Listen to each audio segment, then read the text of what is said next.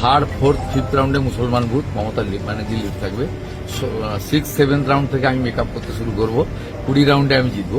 অর্থাৎ আপনারগুলো ভাবার কোনো কারণ নেই, সবাই একদম লাস্ট রাউন্ড পর্যন্ত 17 রাউন্ডের পরে মানে কমপ্লিট হওয়ার 2 রাউন্ডের আগে পোস্টাল ব্যালটের কাউন্টিং হবে।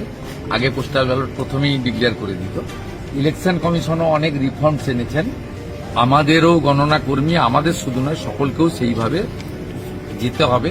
সংবাদ মাধ্যমকেও বলবো অন্তত ইভিএম খোলার আগে দেখাতে থাকবেন না 200তে লিড, 150তে লিড, এসব করবেন না।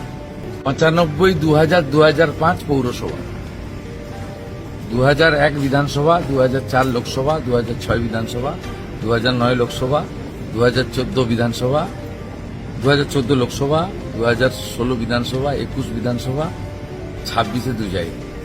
এই ব্যাপক উদ্যোগ নিয়েছে ভূপেন্দ্র যাদবজি, সুনীলজি, শ্রমিক দা, এদের নেতৃত্বে হচ্ছে। আমার সঙ্গে সব যোগাযোগ আছে এবং ইলেকশন এজেন্ট, কনভেনার, ইনচার্জ প্রতিটা বিধানসভা করে 5 জন প্রমুখ নেতা পার্টির গাইডলাইন এবং সিরিয়াসলি যাতে 21 সালের মতো কোনো ত্রুটি না থাকে, ভুল না থাকে, সেজন্যই তারা এটাতে করছে। ইলেকশন কমিশনও অনেকগুলো ব্যবস্থা নিয়েছে যাতে আইপ্যাকের লোক ঢুকে না পড়ে।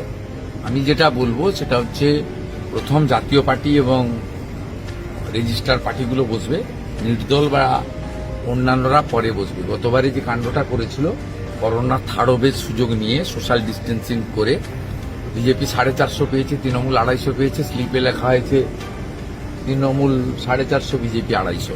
এবারে আমরা ত্রুটিমুক্তভাবে সমস্ত জিনিসগুলো করার ব্যবস্থা করেছি। যেমন ভবানীপুরে আপনাকে আমি রেজাল্ট বলে দিচ্ছি, প্রথম ফার্স্ট রাউন্ড, সেকেন্ড রাউন্ডে আমার লিড থাকবে, থার্ড, ফোর্থ, ফিফথ রাউন্ডে মুসলমান ভূত মমতা ব্যানার্জি লিড থাকবে। 6, 7 রাউন্ড থেকে আমি মেকআপ করতে শুরু করব, 20 রাউন্ডে আমি জিতবো।